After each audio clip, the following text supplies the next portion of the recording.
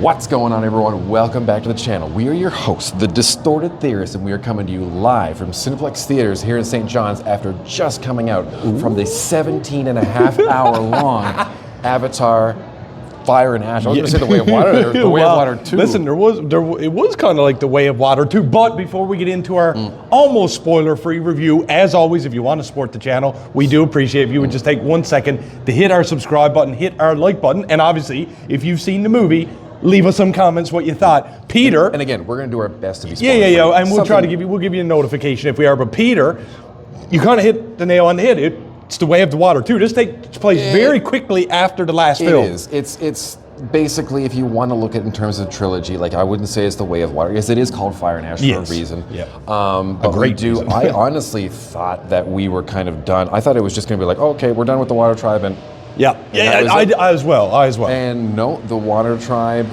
Very predominant. I'm forgetting their actual name, but like they play a very prominent role in the movie. Yeah. So, anyways, before we get into it, there's a lot of returning cast. We got Sam Worthington, Zoe Saldana. Yeah. We've got Sigourney Weaver, Giovanni Ribisi is coming back. I can't even say that Edie name. Falco. I can't remember his name, but Miles Quaritch is returning as well. But there's a big new player in the game, and I can't remember her name. Man, there's so many names. We apologize. But it's the Fire Na'vi Tribe. names. Yeah, the Fire Tribe, Priestess. main Na'vi lady. Probably my favorite part of this whole film. I just felt when their character was on screen, it was like impactful every time. There was no slog with that character. No. But one of the things Straight gas. Yeah, well, all gas, no brakes. But one thing I do want to say is, and I know a lot of people might come for me in the comments, the overarching theme of this movie, I felt, was just conflict. That's the word that I just kept hearing over, like in my head. I was like, there was internal conflict. There was internal family conflict. There was internal friendly tribe conflict.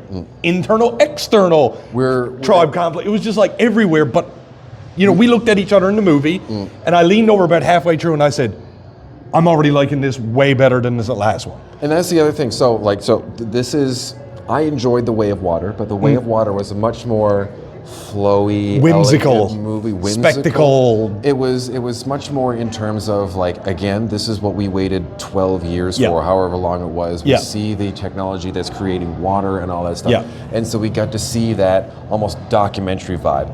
It ain't in totally this one. No. Like I feel like James Cameron on the last one, he almost like wanted to re-show us that this is what I can do. Carry on. And this is more so the Battlefield Diaries. Yeah.